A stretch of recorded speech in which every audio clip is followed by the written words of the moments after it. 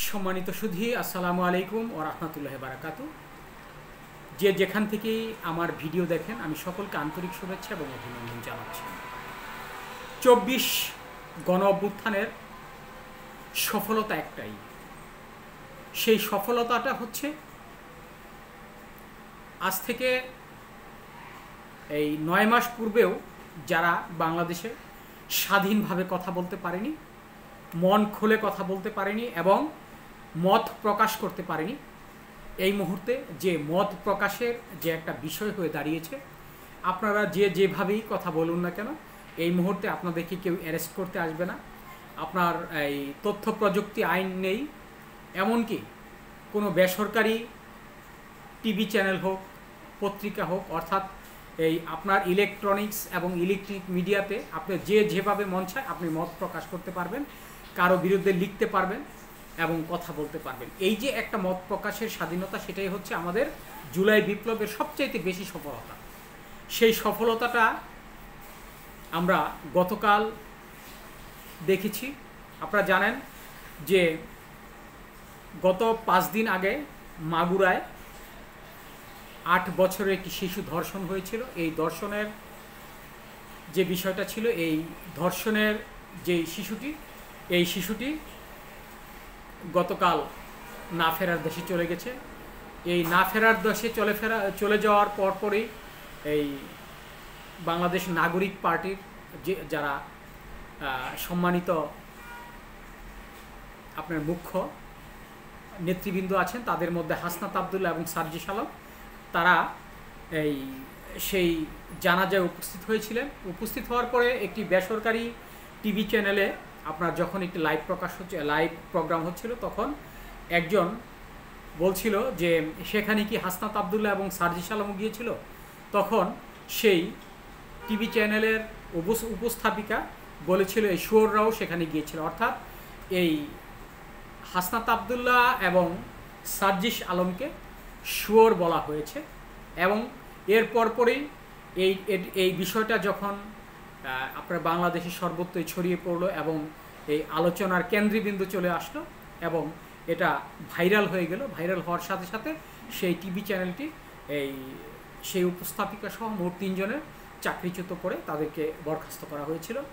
বরখাস্ত করার পরই যখন এই বিষয়টা নিয়ে সারা বাংলাদেশে আলোড়ন সৃষ্টি হলো, যে এই বিষয়টা সবাই জানাজানি হলো, ঠিক তখনই সার্জিস আলমের ফেসবুক পেজ থেকে তিনি বললেন যে এটা আসলে উচিত হয়নি।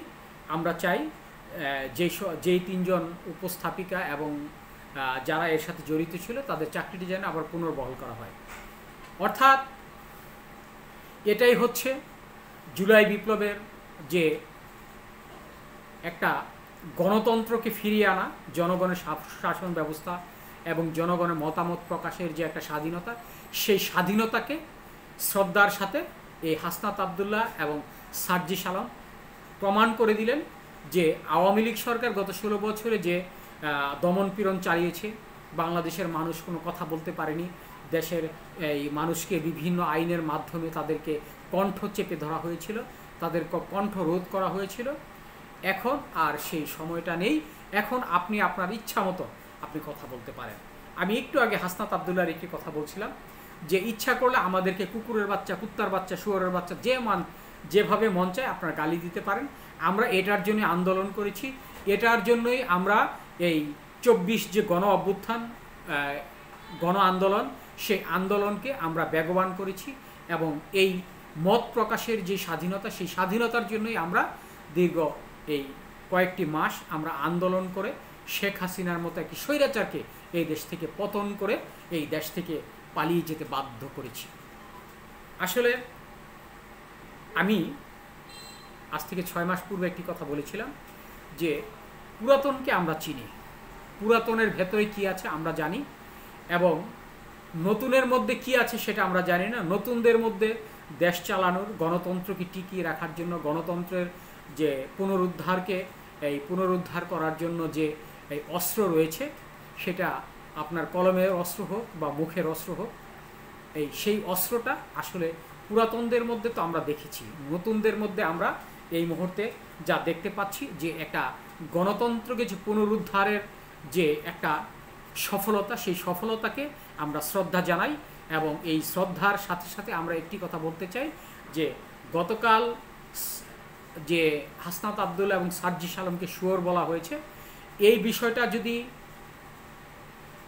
গত 16 বছরে আওয়ামী লীগের আমলে করা হতো, তাহলে এর মধ্যে যারা বলেছে এই টিভি চ্যানেলের এই যতগুলো নেতাকর্মী ছিল বেশিরভাগই তারা গুম হতো এবং আয়নাঘরে তাদের স্থান হতো।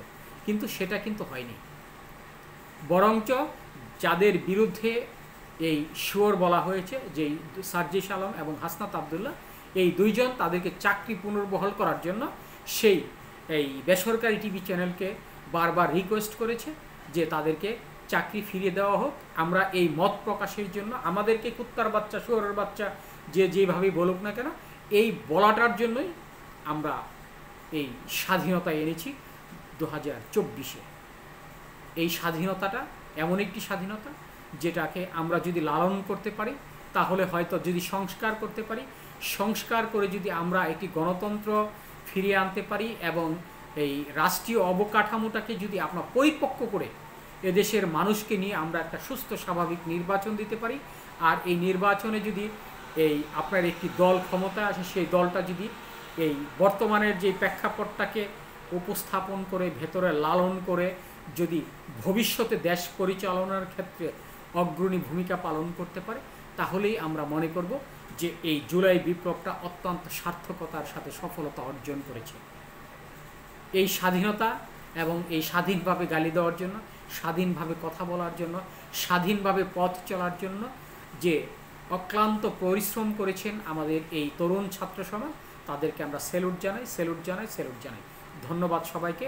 এই মত প্রকাশে যাতে কোনো প্রকার বিভেদ না হয় আগামী বছরগুলোতে, এরই প্রত্যাশায় আমি সকলকে আহ্বান জানাচ্ছি এবং এই নতুন প্রজন্মকে আমি বলবো যাতে এই মত প্রকাশটা যত চিরকাল স্থায়ী থাকে, এই প্রত্যাশা করে আমি ধন্যবাদ জানাচ্ছি।